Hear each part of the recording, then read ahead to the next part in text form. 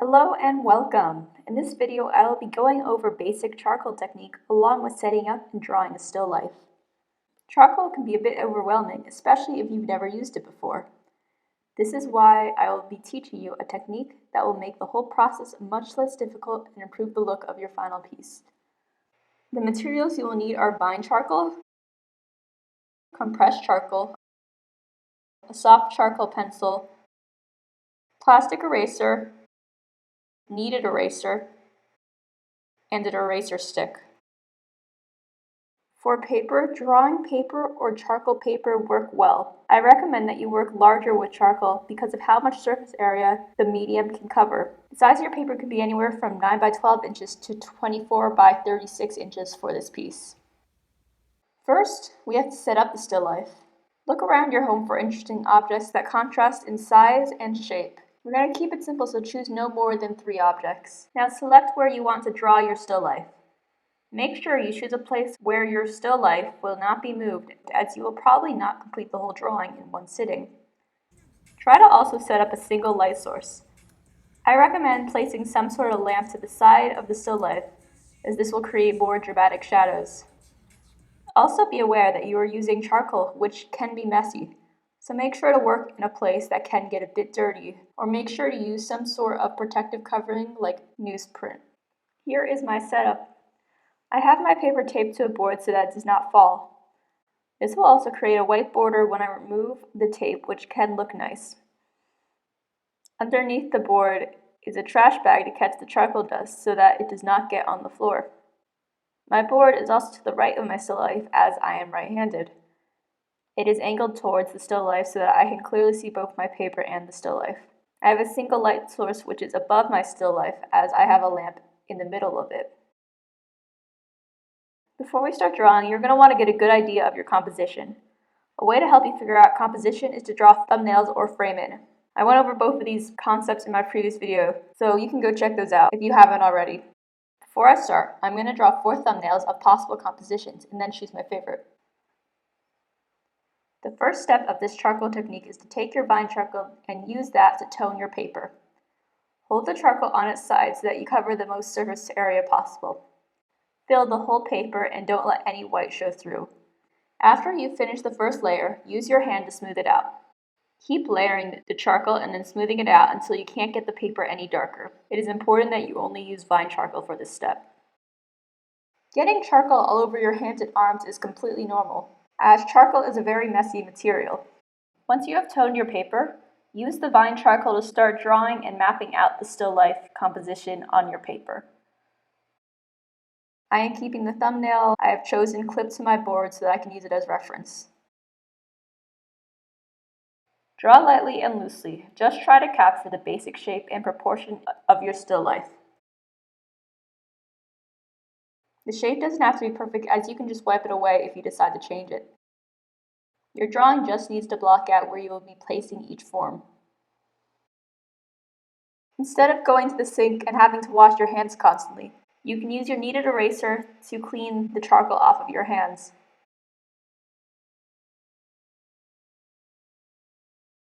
Before we begin shading, it is important to understand how light works.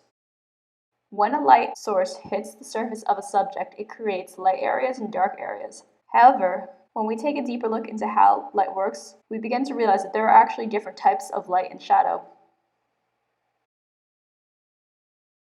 There are 3 different types of light areas: highlights, direct light, and reflected light. Highlights are the brightest reflection of light on the subject. Direct light is where the light directly hits the subject. Reflected light is the light in shadowed area that reflects the light from a different surface. There are also 3 types of shadows: form shadows, core shadows, and cast shadows. The form shadows are the parts of a subject that are not in the light. The core shadows are the areas in which the shadow is created by the shape of the subject rather than the light source. Cast shadows are the shadows that are casted away from the object and are formed because the subject is blocking the direct light. Now back to our still life.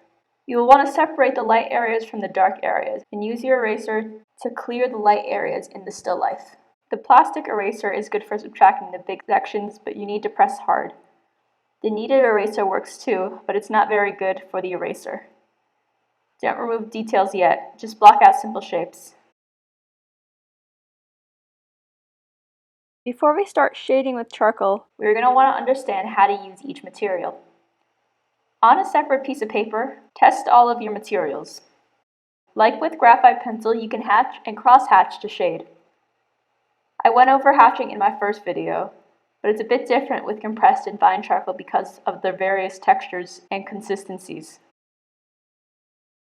Vine charcoal is softer and can be easily smudged, while the compressed charcoal is harder, so it may take more layers to build up. It is also difficult to smudge the compressed charcoal, which can be helpful for the darkest areas of your piece.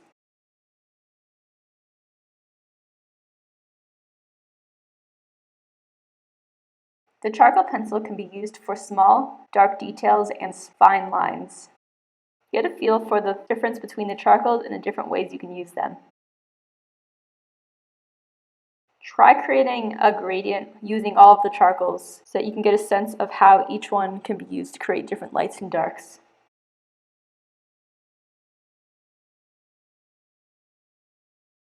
Also test out your erasers and find what sorts of textures you can create. When it comes to charcoal, erasing is equally as important as layering charcoal to your piece.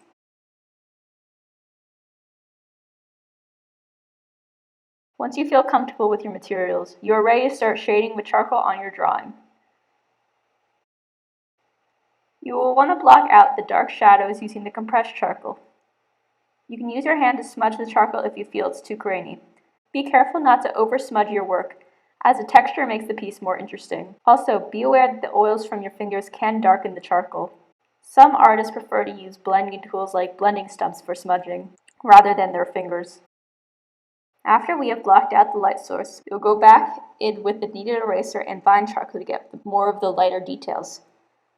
Vine charcoal is good for mid-tones, but be careful as it is very easy to smudge and rub away. Go into the darker details with the compressed charcoal and charcoal pencil.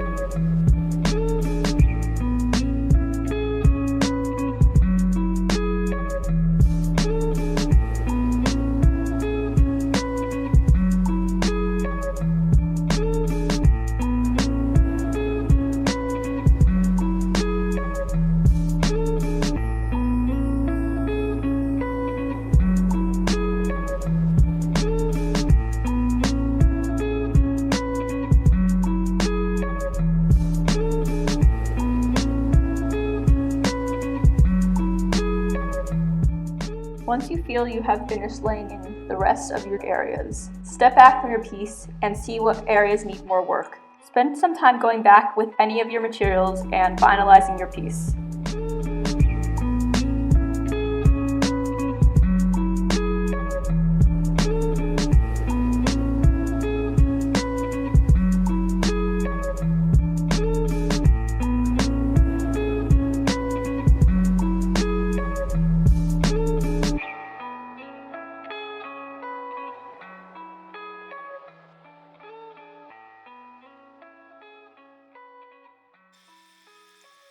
Once you're satisfied with the finished drawing, you'll need to seal the charcoal with some sort of finishing spray. This way, the charcoal from the piece doesn't smudge or get on anything it touches. You can spray a fixative or hairspray to seal the charcoal. However, make sure you read the bottle and follow the directions so that you don't accidentally hurt yourself, as the fumes can be toxic. I recommend spraying your piece in a well-ventilated area, preferably outside. Do a couple of layers, leaving time for each layer to dry before doing another. Once your piece is completely dry, you are done.